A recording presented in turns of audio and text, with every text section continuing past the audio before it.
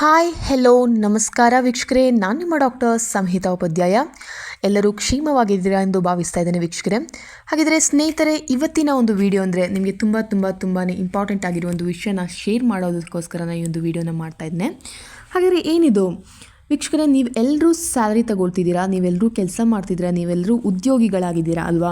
So ಈಗಾಗಲೇ ನಾನು ಹೇಳಿದ್ದೆ ವಿಡಿಯೋದಲ್ಲಿ, ಹಿಂದಿನ ವಿಡಿಯೋಗಳೆಲ್ಲ ನಾನು ಹೇಳಿದ್ದೆ, ಯಾರೆಲ್ಲ ಈಗಿನ ಒಂದು ಬಜೆಟ್ ಮಂಡನೆ ಬಳಿಕ ಯಾರೆಲ್ಲ 12 ಲಕ್ಷದವರೆಗೆ ಒಂದು ವರ್ಷದಲ್ಲಿ ದುಡಿತಾ ಇದ್ದೀರಾ, ಅವ್ರಿಗೆ ಯಾರಿಗೂ ಟ್ಯಾಕ್ಸ್ ಪೇ ಮಾಡುವ ಅವಶ್ಯಕತೆ ಇಲ್ಲ ಅಂತ. ಹೌದು ತಾನೇ? ಹೌದು, 12 ಲಕ್ಷದವರೆಗೆ ಯಾರೆಲ್ಲ ದುಡಿತಾ ಇದ್ದೀರಾ ಅವರಿಗೆಲ್ಲ ಯಾವುದೇ ರೀತಿಯಲ್ಲಿ ಟ್ಯಾಕ್ಸ್ ಪೇ ಮಾಡುವ ಅವಶ್ಯಕತೆ ಇಲ್ಲ ಅಂತ ನಾನು ಹೇಳಿದ್ದೆ.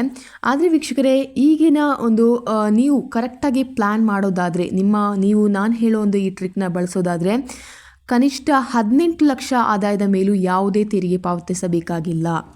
ನಿಮಗೆ ಅರ್ಥ ಆಗಿದೆ ಅಂತ ಅನ್ಕೋತೇನೆ.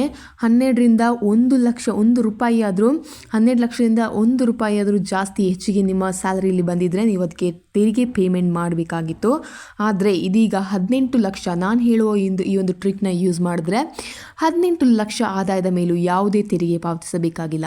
ಸೊ ಈ ಟ್ರಿಕ್ ಬಳಸಿ ವೇತನವನ್ನು ತೆರಿಗೆ ಮುಕ್ತಗೊಳಿಸಿ ವೀಕ್ಷಕರೇ. ಹೇಗೆ ಎನ್ನೋದ್ರ ಬಗ್ಗೆ ಈ ಒಂದು ವಿಡಿಯೋದಲ್ಲಿ ಹೇಳ್ತೇನೆ. ಅದಕ್ಕಿಂತ ಮುಂಚೆ ಯಾರೆಲ್ಲ ನಮ್ಮ ಚಾನೆಲ್ನ ಮೊದಲನಾಗಿ ನೋಡ್ತಾ ಇದ್ದೀರಾ, ಹಾಗೆ ಯಾರು ಇನ್ನೂ ಕೂಡ ನಮ್ಮ ಚಾನಲ್ಗೆ ಸಬ್ಸ್ಕ್ರೈಬ್ ಆಗಿಲ್ಲ, ಪ್ಲೀಸ್ ಸಬ್ಸ್ಕ್ರೈಬ್ ಮಾಡಿ, ಶೇರ್ ಮಾಡಿ, ಸಪೋರ್ಟ್ ಮಾಡಿ, ಲೈಕ್ ಮಾಡಿ, ಹಾಗೆ ಕಮೆಂಟ್ ಮಾಡಿ ಅಂತ ಹೇಳ್ತಾ ಈ ಒಂದು ವಿಡಿಯೋನ ಫಟ್ ಅಂತ ಸ್ಟಾರ್ಟ್ ಮಾಡೋಣ ವೀಕ್ಷಕರೇ. ಹಾಗೆ ಯಾರೆಲ್ಲ ನಮ್ಮ ಚಾನಲ್ಗೆ ಸಬ್ಸ್ಕ್ರೈಬ್ ಆಗಿದ್ರೆ ಅವರಿಗೆ ಥ್ಯಾಂಕ್ಸ್ ಲಾಟ್ ಅಂತ ಹೇಳ್ತಾ ಈ ಒಂದು ವಿಡಿಯೋನ ಸ್ಟಾರ್ಟ್ ಮಾಡ್ತಾ ಇದ್ದೇನೆ ವೀಕ್ಷಕರೇ. ಹಾಗಿದ್ರೆ ಏನಿದು ಟ್ರಿಕ್ ಅಲ್ವಾ? ಹೇಗೆ ನಾವು 18 ಲಕ್ಷದವರೆಗೆ ಇರುವ ಈ ಒಂದು ಆದಾಯ ತೆರಿಗೆನ ಕಡಿತಗೊಳಿಸ್ಬೋದು ವೀಕ್ಷಕರೇ? ಇದು ತುಂಬಾ ಸಿಂಪಲ್. ಯಾರೆಲ್ಲ ಇನ್ಕಮ್ ಟ್ಯಾಕ್ಸ್ ಒಂದು ಪ್ರೊಫೆಷ್ನಲ್ ಆಗಿದ್ದೀರಾ ಅಥವಾ ಇನ್ಕಮ್ ಟ್ಯಾಕ್ಸ್ ಬಗ್ಗೆ ನಿಮಗೆ ಸ್ವಲ್ಪ ಆದರೂ ಗೊತ್ತಿದೆ, ಅವರಿಗೆ ಇದು ಬೇಗನೆ ಅರ್ಥ ಆಗುತ್ತೆ ಅಂತ ನಾನು ಅನ್ಕೋತೇನೆ. ಸೊ ನೀವು ಕೆಲವೊಂದು ಸರ್ಕಾರದಿಂದ ಆಗಲಿ, ನೀವೊಂದು ಕಾರ್ಪೊರೇಟಲ್ಲಿ ಕೆಲಸ ಮಾಡ್ತಿದ್ದೀರಾ ಅಂತ ಆಗಲಿ, ಅಥವಾ ಸರ್ಕಾರದಲ್ಲಿ ಗೌರ್ಮೆಂಟ್ ಎಂಪ್ಲಾಯೀಸ್ ಆಗಿದ್ದೀರಾ ಅಂತ ಅನ್ಕೋತೀವಿ. ಬಟ್ ನಿಮಗೆ ಏನೇ ಆಗಿದ್ರೂ, ನಿಮಗೆ ಕಂಪನಿಯಿಂದಾಗಿರಲಿ ಸರ್ಕಾರದಿಂದ ಆಗಿರಲಿ, ಕನಿಷ್ಠ ಪಕ್ಷ ಸ್ವಲ್ಪ ಆದರೂ ಒಂದು ಇಳುವರಿ, ನಿಮ್ಮ ಒಂದು ಕನ್ಸೆಷನ್, ಟ್ರಾವೆಲಿಂಗ್ ಕನ್ಸೆಷನ್ ಆಗಿರಲಿ, ಫುಡ್ ಕನ್ಸೆಷನ್ ಆಗಿರಲಿ, ಹೀಗೆ ನಿಮಗೆ ಇದೆ ಅಲ್ವಾ? ಇದ್ದೇ ಇದೆ, ಏನಾದರೂ ಒಂದು ಕನ್ಸೆಷನ್ ಇದೆ. ಈಗ ಸರ್ಕಾರದಿಂದ ಆಗಿದ್ದರೆ NPS, ರಾಷ್ಟ್ರೀಯ ಪಿಂಚಣಿ ಯೋಜನೆ ಇದೆ ಅಲ್ವಾ? ಸೊ ನ್ಯಾಷನಲ್ ಪೆನ್ಷನ್ ಸಿಸ್ಟಮ್ ಇದೆ ಸರ್ಕಾರದಿಂದ. ಹಾಗೆ ನೀವೆಲ್ಲಾದರೂ ಕಾರ್ಪೊರೇಟ್ ಎಂಪ್ಲಾಯ್ ಆಗಿದ್ದರೆ ನಿಮಗೆ ಬೇಸಿಕ್ ಸ್ಯಾಲರಿ ಜೊತೆ TA, ಟ್ರಾವೆಲ್ ಅಲವೆನ್ಸ್ ಅಂದರೆ ನಿಮ್ಮ ಪ್ರಯಾಣ ಭತ್ಯೆ ಏನಿದೆ ಅದು, ನೆಕ್ಸ್ಟ್ DNS ಅಲವೆನ್ಸ್ ಅಂದರೆ ಆತ್ಮೀಯ ಭತ್ಯೆ, ಇದೆಲ್ಲ ನಿಮ್ಮ ಸ್ಯಾಲರಿಗೆ, ನಿಮ್ಮ ಬೇಸಿಕ್ ಸ್ಯಾಲರಿಗೆ ಅದು ಪರ್ಸೆಂಟೇಜ್ ಮುಖಾಂತರ ನಿಮಗೆ ಈ ಒಂದು ಆ್ಯಡ್ ಆಗುವ ಒಂದು ಅಲವೆನ್ಸಸ್ ಇದೆಲ್ಲ. ಹಾಗೆ HRA ಆಗಿರಲಿ, ಹೌಸ್ ರೆಂಟ್ ಅಲವೆನ್ಸ್ ಆಗಿರಲಿ, ಇವೆಲ್ಲವೂ ನಿಮ್ಮ ಒಂದು ಬೇಸಿಕ್ ಸ್ಯಾಲರಿಗೆ ಆ್ಯಡ್ ಆಗುವಂಥದ್ದು. ಅಂದರೆ ಉದ್ಯೋಗಿಗಳಿಗೆ ಅವರ ಕಂಪನಿ ನೀಡಿದ ಮೊತ್ತ ಅಂತ ಹೇಳ್ಬೋದು. ಈಗ ನಿಮ್ಮ ಸ್ಯಾಲರಿ ಮೇಲೆ ಇದನ್ನು ಕ್ಯಾಲ್ಕುಲೇಟ್ ಮಾಡಲಾಗುತ್ತೆ ಅಲ್ವಾ? ಸೊ ಈಗ ಸಪೋಸ್ ತಗೊಳ್ಳಿ, ನಿಮ್ಮ ಸ್ಯಾಲರಿ 30,000 ಅಂದರೆ 30,000 × 12 ಇಂಟು ಅದಕ್ಕೆ ಈ ಒಂದು ಪರ್ಸೆಂಟೇಜ್ ಆಫ್ DNS ಅಲವೆನ್ಸ್ ಅಥವಾ ಟ್ರಾವೆಲಿಂಗ್ ಅಲವೆನ್ಸ್ನ ಮಾಡಿದ್ರೆ ನಿಮಗೆ ಒಂದು ಅಮೌಂಟ್ ಏನಿದೆ, DNS ಅಲವೆನ್ಸ್ ಅಮೌಂಟ್ ಏನಿದೆ, ಅಥವಾ ಹೀಗೆ ಕೊಡ್ತಾರೆ, suppose 10% of DA, 10% of basic is equal to DA ಅಂತ ಕೊಡ್ಬೋದು.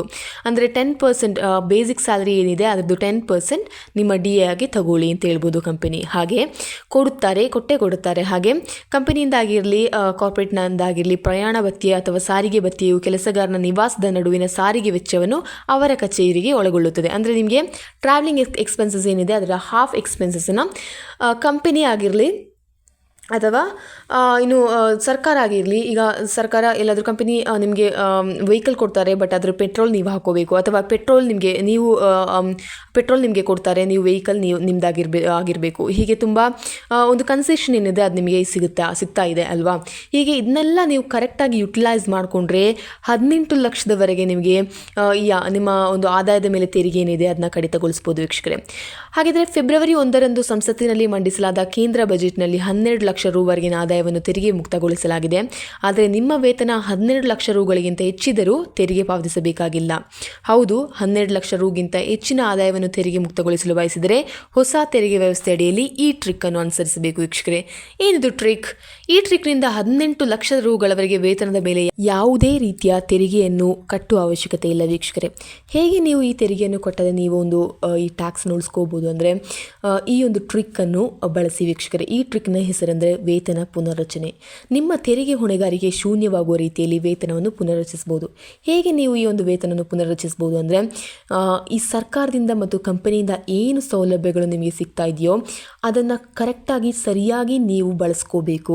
ಹೇಗೆ ಅಂದರೆ, ಈಗ ಸಪೋಸ್ NPS ಸಿಸ್ಟಮ್ಗೆ, ಈಗ ನ್ಯಾಷನಲ್ ಪೆನ್ಷನ್ ಸ್ಕೀಮ್ಗೆ 14% ನಿಮಗೆ ನೀವು ಯೂಸ್ ಮಾಡ್ಕೊಳ್ಳೋದಾದರೆ ಆ ಅಮೌಂಟ್ವರೆಗೆ, ಅಷ್ಟರವರೆಗೆ, ನಿಮ್ಮ ಸ್ಯಾಲರಿಯ ಅಷ್ಟರವರೆಗೆ ನಿಮಗೆ ಯಾವುದೇ ರೀತಿಯ ತೆರಿಗೆಯನ್ನು ಕಟ್ಟುವ ಅವಶ್ಯಕತೆ ಇರುವುದಿಲ್ಲ. ಹಾಗಿದ್ರೆ ಆ 14% ಒಳಗೆ ನಿಮ್ಮ ಅಮೌಂಟ್ ಏನಿದೆ, ನ್ಯಾಷನಲ್ ಪೆನ್ಷನ್ ಸ್ಕೀಮ್ ಏನಿದೆ ಅದು ಬರುವ ಹಾಗೆ ನೋಡಿಕೊಳ್ಳುವಂಥದ್ದು. ತೆರಿಗೆ ಉಳಿಸಿಕೊಳ್ಳುವ ಮಾರ್ಗಗಳು: ನಿಮ್ಮ ಮೂಲ ವೇತನ ಮತ್ತು DA 12.25 ಲಕ್ಷ ರೂಗಳಾಗಿದ್ದರೆ ಅದನ್ನು ವಿವಿಧ ಭತ್ಯೆಗಳು ಮತ್ತು ಸವಲತ್ತುಗಳ ಮೂಲಕ ತೆರಿಗೆ ಮುಕ್ತಗೊಳಿಸಬಹುದು. ಉದಾಹರಣೆಗೆ NPS ತಗೊಳ್ಳೋಣ. ಸೊ ಇದು ಕೊಡುಗೆಯಾಗಿ 1.71 ಲಕ್ಷ ರೂ ಕೊಡುತ್ತದೆ. ಕಂಪನಿ ಗೌರ್ಮೆಂಟ್ ವತಿಯಿಂದ 1.71 ಲಕ್ಷ ರೂ ಕೊಡುತ್ತದೆ. ಹಾಗಿದ್ರೆ ನೀವು ಇದನ್ನು ಕರೆಕ್ಟಾಗಿ ಬಳಸ್ಕೊಂಡ್ರೆ ವೀಕ್ಷಕರೇ, ನೀವು ಇದಕ್ಕೆ ತೆರಿಗೆ ಪಾವತಿ ಮಾಡುವ ಅವಶ್ಯಕತೆ ಇರುವುದಿಲ್ಲ. ಹಾಗೆ ಮೋಟಾರ್ ಕಾರ್ ಸೌಲಭ್ಯ ಕೊಡ್ತಾರೆ. ಆ ಒಂದು ರೂಪದಲ್ಲಿ ನಿಮಗೆ 4 lakhs ಕೊಡ್ತಾರೆ, 4 ಲಕ್ಷ ರೂ, ಮತ್ತು ಉಡುಗೊರೆಯ ರೂಪದಲ್ಲಿ 5,000 ರೂಗಳನ್ನು ಸೇರಿಸಬಹುದು. ಈ ಎಲ್ಲ ಸರ್ಕಾರದಿಂದ ಭತ್ಯೆಯಾಗಿ ಏನು ಕೊಡ್ತಾರೆ, ಇದಕ್ಕೆ ಯಾವುದೇ ರೀತಿಯ ತೆರಿಗೆ ಪೇಮೆಂಟ್ ಆಗುವುದಿಲ್ಲ ವೀಕ್ಷಕರೇ. ಅವರಾಗಿ ಕೊಡೋದ್ರಿಂದ, ನಿಮಗೆ ಎಕ್ಸ್ಟ್ರಾ ಫೆಸಿಲಿಟೀಸ್ ಕೊಡೋದ್ರಿಂದ ಇದಕ್ಕೆ ಯಾವುದೇ ರೀತಿಯ ತೆರಿಗೆ ಪೇಮೆಂಟ್ ಮಾಡೋದಿಲ್ಲ. ಅವರು ಕೊಡುವ ಲಿಮಿಟ್ ಒಳಗೆ ನಿಮ್ಮ ಈ ಒಂದು ಅಮೌಂಟ್ ಏನಿದೆ ಅದು ಬರಬೇಕು.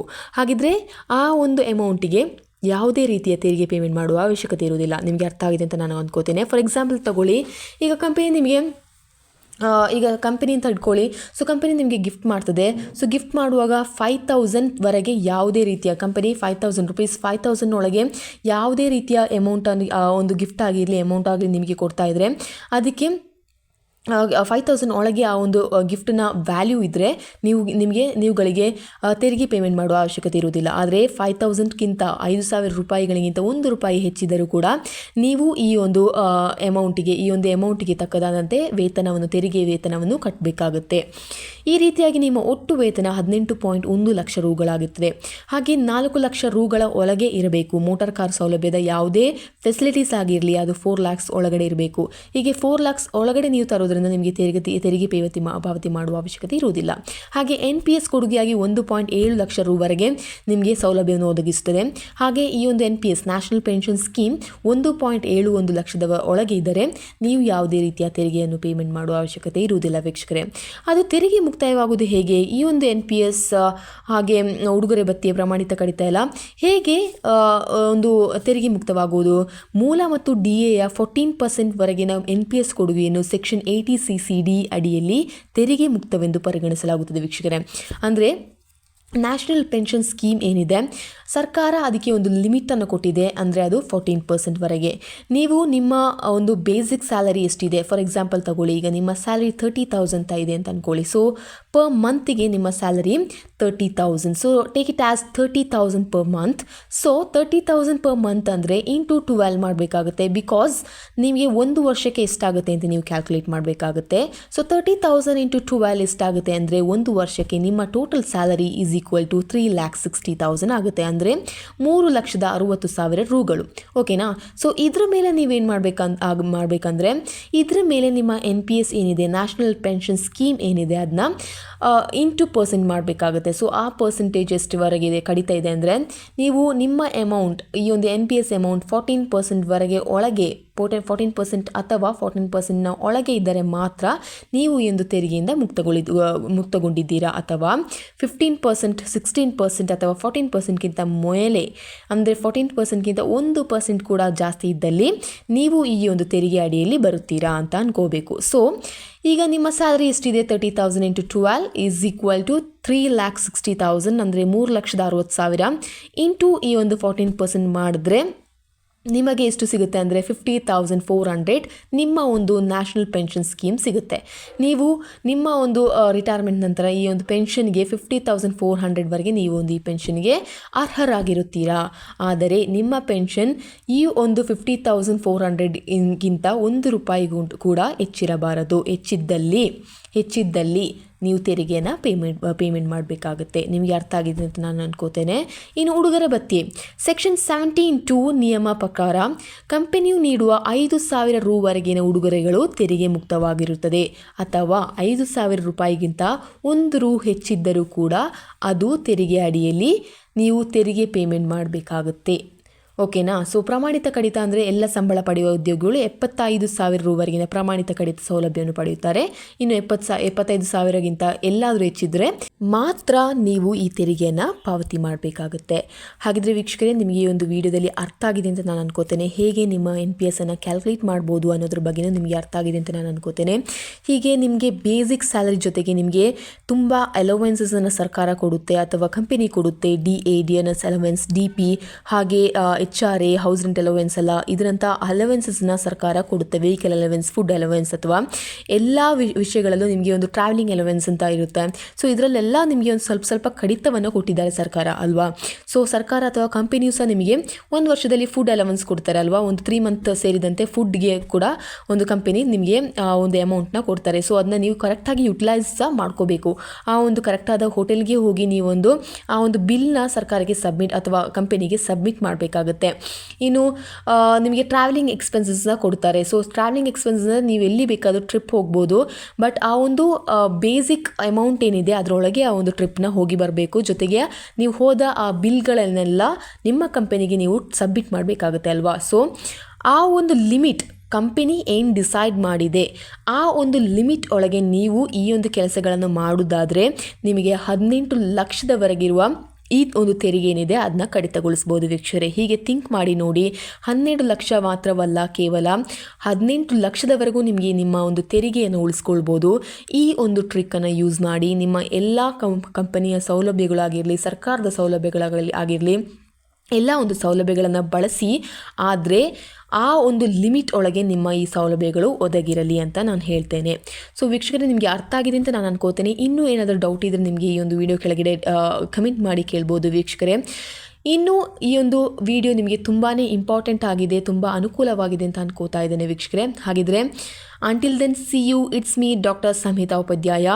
ಧನ್ಯವಾದಗಳು.